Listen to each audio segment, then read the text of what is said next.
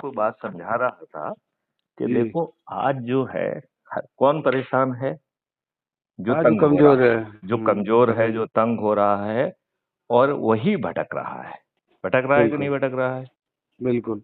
वो पुलिस के पास जा रहा है, पुलिस की वैधानिक जिम्मेवारी होने के बावजूद भी उसका पंजीयन नहीं हो रहा है। जी जी। वो सीनियर ऑफिसर्स के पास जा रहा है, उसकी सुनवाई नहीं हो रही है। जी जी। वो नेता के पास जा रहा है, उसकी सुनवाई नहीं हो रही है।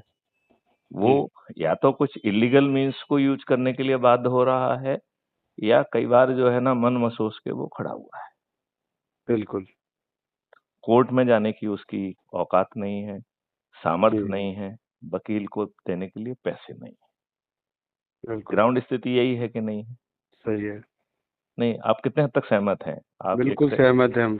तहसीलदार के पद पर रह के आपने अपने लोगों को, दूसरे लोगों को, भुक्तभोगियों को, जिनको आपने कभी मदद करने की सोची होगी और आपने हम्म, खुद प्रयास किए होंगे सिस्टम में उसको मदद मिल जाए, जी। आपके अनुभव कैसे हैं? ये अनुभव जो आप बोल रहे हैं बिल्कुल वैसा ही है कि हम्म। ज्यादातर लोगों को नहीं मिल पाता न्याय। हम्म। लेकिन जिनको विशेष स्वयं प्रयास करें तो मिलता है कुछ लोगों को। अब इस प्रयास में एक व्यक्ति धन भी खर्च करता है, भागता भी है, टेंशन भी लेता है, और उसके साथ दिक्कत होती है। होती है। जी जी। जी। ठीक। ठीक। ठीक है। ठीक है ना? तो बिल्कुल। अब हम क्या कर सकते हैं? हाँ, आप आपने जो नई व्यवस्था बताई करने है। दो। जी तो अब जो है, जो सिस्टम मैं बता रहा हूँ, ये इतना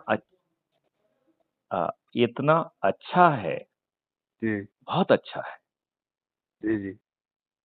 ये सामने वाले को कानूनी तौर पर जी। मुक्ति दे रहा है। मतलब क्या हम्म। है कि इसमें जो कानून की धारा है, भारतीय न्याय संहिता की 33 धारा, उसका हम उपयोग कर रहे हैं। वो जी क्या कह रही है कि यदि आपको किसी भी माध्यम से आपके ज्ञान संज्ञान में एक संज्ञेय अपराध आता है, तो जी। ये आपकी कानूनी जिम्मेवारी बन जाती है कि इसे आप पुलिस और मजिस्ट्रेट के पास पहुंचाएं। बिल्कुल। राइट। अब यदि इसे आप मजिस्ट्रेट या पुलिस के पास नहीं पहुंचाते हैं, तो आपको जेल भी भेजा जा सकता है, और आप मासूम हैं, आप इनोसेंट हैं, ये आपको सिद्ध करना पड़ेगा। जी पुलिस आपको सिद्ध नहीं करेगी कि आपके पास ये जानकारी थी और आपने क्यों नहीं दी है। ये जी। आपको सिद्ध करना पड़ेगा कि जब आपके पास जानकारी पहुंच गई, तो आपने पुलिस और नियरेस्ट मजिस्ट्रेट के पास क्यों नहीं पहुंचाई है। आप इस मामले में इनोसेंट हैं, ये आपको सिद्ध करना होगा। बताओ, ये जी। कानून कितना पावरफुल बिल्कुल। है ना? अब बहुत बहुत। अब आप इस कानून की, जो कि कानून ने आपके ऊपर ये जिम्मेवारी सौंपी है कि नहीं सौंपी है, बिल्कुल। आप इस कानून के द्वारा सौंपी गई जिम्मेवारी से आप फिर पुलिस के पास जा रहे हैं। जी तो पुरानी जो सेक्शन 154 होती थी एफआईआर की, अब नई जो है वो 173 है। जी। राइट? तो भारतीय नागरिक सुरक्षा संहिता की धारा 173(1) के तहत थाना प्रभारी की जिम्मेवारी है। जी। यदि थाना प्रभारी अपनी जिम्मेवारी का निर्वहन नहीं करता है, तो इसी सेक्शन 173 की चौथा सब सेक्शन है, जो कह रहा है कि आप एसपी के पास जानकारी भेजिए, और जी। एसपी या तो स्वयं जो है ना उसका संज्ञान लेंगे, इन्वेस्टिगेशन करेंगे और पूरी कार्रवाई करेंगे। जी। लेकिन एसपी के लिए तो ये संभव है नहीं। बिल्कुल। तो इसी सेक्शन में प्रावधान दिया है कि एसपी अपने किसी भी कनिष्ठ व्यक्ति को भेजने के लिए उसे भेज सकता है। ठीक है ना? ठीक है। अभी अभी लोगों की दूसरी समस्या क्या हो रही है कि एसपी उसी थानेदार को भेज देता है जिसने संज्ञान नहीं लिया है, संज्ञान नहीं लिया। और फिर वो जो है ना फरियादी के पीछे पड़कर फरियादी के विरुद्ध उल्टा झूठे मुकदमा कायम करता है, उसको तंग करता है। यही हो रहा है कि जी। नहीं हो रहा है? बिल्कुल। कानून ने बहुत सख्ती दी है। कानून कह रहा है कि आपको इस थानेदार के पास जाने की जरूरत नहीं है। जी। एसपी अपने किसी भी कनिष्ठ को, सबऑर्डिनेट को, उसमें पद भी नहीं दिया है। मतलब जी। हवलदार को इन्वेस्टिगेशन पावर है, तो एसपी चाहे तो हवलदार को भी ये जांच दे सकता है। जी। और फिर ये कानून अधिकार दे रहा है कि उस हवलदार को थाना प्रभारी के इस प्रकरण में, मतलब थाना प्रभारी वो ही बनेगा, बना रहेगा, जी। लेकिन इस प्रकरण में जो केस मिला है उसको थाना प्रभारी के समस्त अधिकार प्राप्त हो जाएंगे। जी जी इसका मतलब है वो अपने सिग्नेचर से एफआईआर ले पाएगा, जी वो अपने सिग्नेचर से पूरी विवेचना कर पाएगा और जी वो अपने सिग्नेचर से चालान पेश कर पाएगा। अभी बिल्कुल। कोई विवेचक कोई भी हो, उसको जो है ना वेरिफिकेशन एक रिपोर्ट डालना पड़ती है थाना प्रभारी को, और यस सर। चालान जो है वो थाना प्रभारी की तरफ से पेश होता है। जी चाहे इन्वेस्टिगेशन हवलदार, इन्वेस्टिगेटिंग ऑफिसर हवलदार बना रहे, चाहे सब इंस्पेक्टर बना रहे या इंस्पेक्टर बना रहे, जी लेकिन सर। थाना प्रभारी ही कानूनी तौर पर चालान पेश करने के लिए सक्षम है। जी इस प्रकरण में ये हवलदार कानूनी रूप से सक्षम हो गया है, क्योंकि उसे स्टेशन हाउस ऑफिसर के सभी अधिकार प्राप्त हो गए। बात बिल्कुल समझ सर। में आ गई क्या? जी सर सर। आ गई ना? जी अब आप ये बताओ, यदि ये एसपी नहीं सुनते हैं, तो ये सब चीजें एक वेबसाइट के माध्यम से कैप्चर हो रही हैं। तो आपका आदमी वहां लुधियाना में बैठा है, लेकिन जो वो अपलोड करेगा वो सेंट्रल सर्वर पे जा रहा है, राइट? बिल्कुल बिल्कुल। तो एक बार फरियादी ने दे दिया, तो अब इसके बाद थानेदार के पास कौन जा रहा है? हमारा सिस्टम जा रहा है। सिस्टम। एसपी के पास कौन जा रहा है? हमारा सिस्टम सिस्टम हो जा गया। रहा है। जी यदि कोई बात उठती है, कोई एडिशनल जानकारी है, तो हम अपने फरियादी के पास जाएंगे, फरियादी अपने घर पे बैठा है। अब बिल्कुल। मान लेते हैं कि एसपी किसी दबाव में किसी कारण से नहीं सुनता है, जी तो कानून में अगला प्रावधान है कि 156 सीआरपीसी की 3 सबसेक्शन में कोर्ट को ये जिम्मेवारी दी गई है कि वो संज्ञान लेने के लिए आदेश प्रसारित कर सकते हैं। जी यदि आप कानून को समझते हैं, तो जी कानून ने इस तरीके की मंशा की है कि कोर्ट जो है इन्वेस्टिगेशन के दौरान पुलिस के इन्वेस्टिगेशन में इंटरफियर नहीं कर सकती है। जी लेकिन 156 के तहत आदेश देने पर जब संज्ञान लेता है, तो कोर्ट को सुपरवाइजरी पावर मिल जाता है, क्योंकि प्रिजम्पशन इसमें ये है कि पुलिस तो कार्रवाई कर नहीं रही है। जी जी लिहाजा अब मजिस्ट्रेट के ऊपर जिम्मेवारी है कि वो केवल अपराध का संज्ञान ही ना लेवाए, बल्कि ये भी सुनिश्चित करे कि ठीक ढंग से विवेचना होकर उसका चालान हो। जी तो मजिस्ट्रेट ज्यादा पावरफुल हो गया कि नहीं हो गया? बिल्कुल बिल्कुल। राइट। अब अज्यूम करिए ये मजिस्ट्रेट भी हमारे दुर्भाग्य से हमारी बात नहीं सुनता है। जी तो एक सेक्शन 482 सीआरपीसी है, जो जी हाई कोर्ट को विशेष केसेस में, चूंकि जब इतने लोगों ने नहीं सुना है तो विशेष केस हो गया कि नहीं हो गया? जी तो विशेष केसेस में न्याय संगत जो है, न्याय दिलाने के लिए वो 482 के तहत प्रावधान प्रावधान करता है कि हाई कोर्ट ये कार्रवाई करेगी, जी राइट? तो बिल्कुल। ये वेबसाइट जो है उस प्रावधान के तहत हाई कोर्ट के पास जा रहा है, और फरियादी कहाँ बैठा है? अपने घर में, घर पे बैठा। राइट? अब बिल्कुल। अज्यूम करिए कि हाई कोर्ट भी हमारी बात नहीं सुनती है किसी भी कारण से, राइट? जी तो फिर there are two other option of the supreme court.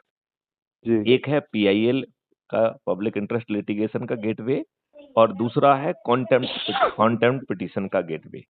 Ji contempt petition का गेटवे इसलिए है क्योंकि Lalita Kumari versus state of UP में 6 सिक्वल जजमेंट दिए गए हैं, जिसका निचोड़ ये है कि थाना को, पुलिस को, किसी को जो है प्लेजर नहीं है, सेटिस्फेक्शन का जो डॉक्ट्राइन है वो हटा दिया गया है बाय द जी दिस जूरिस्प्रूडेंस एंड जजमेंट। उसने कहा कि यदि कंटेंट से संज्ञेय अपराध बनता है तो आप पंजीयन करिए, राइट? जी यदि आपको कोई भ्रम है, तो आप जांच नहीं करेंगे, कंटेंट की जांच नहीं करेंगे, आप इस जी बात की जांच करेंगे कि क्या ऑफेंस हुआ है, नहीं हुआ है। ऑफेंस का साक्ष्यों का संकलन बाद में होगा, और इसके लिए जी 15 दिन का समय दिया गया है। जी ग्राउंड पे ये तो कोई कार्रवाई हो नहीं रही है, बिल्कुल लिहाजा सभी केस कंटेम्प्ट की कैटेगरी में आएंगे। बिल्कुल। तो कंटेम्प्ट की कैटेगरी को फाइल करने कौन जाएगा? ये हमारी वेबसाइट, सिस्टम। हमारा सिस्टम। जी फरियादी कहाँ बैठा है? घर पे। घर पे। तो वकील जो कोर्ट में पेश करेंगे, कार्रवाई करेंगे, वो कौन होंगे? वो हमारे सिस्टम पे इम्पेनल्ड एडवोकेट होंगे। बिल्कुल। उनको खर्च कौन देगा?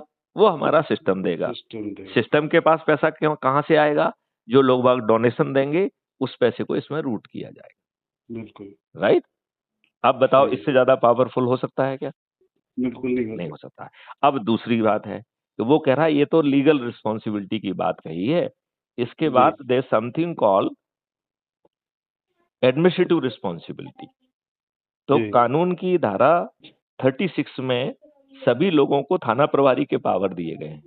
तो जी चाहे जी डीआईजी हो, चाहे आईजी हो, चाहे एडिशनल डीजी हो, चाहे डीजी हो, चाहे होम मिनिस्टर या चीफ मिनिस्टर कोई भी हो, वो सभी सेक्शन 36 सीआरपीसी के तहत इस सुपरवाइजरी पावर जो कानून उन्होंने दिया है उसका उपयोग करते हैं। हम्म, तो केवल एक ही व्यक्ति इस कानून में थानेदार से बड़ा है, वो है एसपी, और जी वो जी 174 के 173 के सबसेक्शन 4 में, क्योंकि उसके पास ओरिजिनल पावर है कि वो जी जिसको जांच देगा वो थाना प्रभारी के सभी अधिकार प्राप्त कर लेगा, जी जी राइट। और बिल्कुल उसे जो है ना थानेदार तक जाने की जरूरत नहीं है। बिल्कुल। तो ये हमारा सिस्टम जो है ना, एसपी के बाद तो अभी कोर्ट में चला गया था। अब एडमिनिस्ट्रेटिव जी रिस्पॉन्सिबिलिटी में वो DIG, IG, additional DG, DG, home minister और चीफ मिनिस्टर तक जाएगा। जी फिर वो कह रहा है कि नहीं साहब इतना ही नहीं है। अच्छा, इस सब में विक्टिम कहाँ बैठा हुआ है? घर पे ही। घर पर बैठा है, उसे कोई तकलीफ नहीं है। अब तीसरे सिस्टम में उसने ढेर सारे एमएलए को अपने उसमें इम्पैनल कर लिया कि भैया आप ऐसा अच्छा भारत चाहते हैं तो हमारे साथ इम्पैनल हो जाओ। वो ये कौन एमएलए एमपीज हैं? जो आज के सिटिंग हैं। सिटिंग। अब हम उनसे जो है ना प्रश्न पूछवाएंगे। तो प्रश्न इंसिडेंट्स के बारे में भी होंगे और जी कलेक्टिव भी होंगे, राइट। जी कि जी ये जी इसके प्रकरण में ऐसा हुआ, इसके पहले 2000 प्रकरणों में ऐसा और हो चुका है। जी तो राज्य और उसके पास सभी फैक्ट दिए जाएंगे। तो उसे जब वो जी। विधानसभा में लहराएगा तो क्या सरकार इतनी आसानी से जैसा आज चल रहा है, क्या ये विधानसभा चला पाएंगी? क्या पार्लियामेंट चला पाएंगी? नहीं नहीं, उसमें बिल्कुल संघर्ष उन्हें होगा। एक्शन लेना पड़ेगा कि नहीं लेना जी पड़ेगा? बिल्कुल। तो ये तीसरी सिस्टम है लेजिस्लेटिव अकाउंटेबिलिटी का। जी क्लियर? बिल्कुल। अब ने तो समझा दिया। अच्छा, अब जो चौथी बात आती है कि सिस्टम यहाँ पे भी नहीं रुक रहा है। जी तो संविधान की एक धारा है, आर्टिकल 356, राइट, जी जो कह रही है कि संविधान की व्यवस्था के अनुसार कार्रवाई चलना चाहिए। जी इस व्यवस्था को जमीन पर उतारने के लिए संविधान ने प्रावधान किया है कि हमारे गवर्नर को हर महीने एक रिपोर्ट प्रेसिडेंट को भेजना पड़ती है कि उनकी सरकार ठीक ढंग से चल रही है। जी तो आज की डेट में भारत की सभी सरकारें संविधान की व्यवस्था के अनुरूप नहीं चल रही।